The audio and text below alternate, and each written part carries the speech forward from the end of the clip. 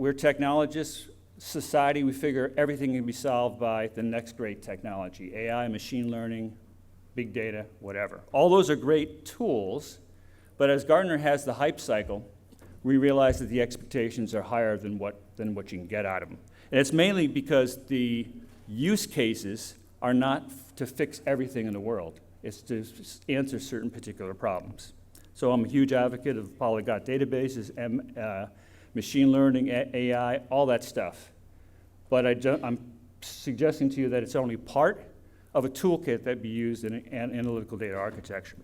The other thing that we have, and this is a little bit what I alluded to with the spreadsheets, is that we fall into the one trap. So we fall into the fact that we think that one technology is going to solve all our problems. We keep hoping it is.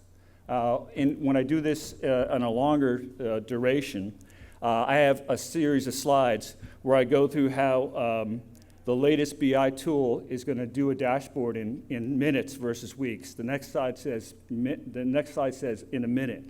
And by the way, I had these same slides for the last 3 or 4 generations of BI tools, be it Cognos or be it Tableau now or ClickSense.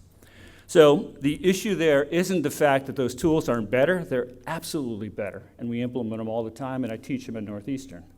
The issue, though, is the problem isn't the tool, although the tools are very helpful. That means we can get more and more data and do more and more analysis. The problem is we have business analysts and data analysts who are spending most of their time getting the data into Excel spreadsheets in order to be able to do that analysis. The other case is that, and we're going to look at real quick, is the fact that there's different use cases both for data and analytics.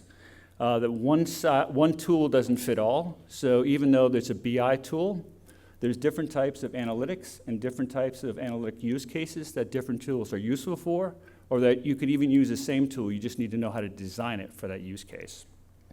Also that there's different BI personas. Most people, shockingly, most people don't want to spend all their time in a dashboard. Now how cool they are?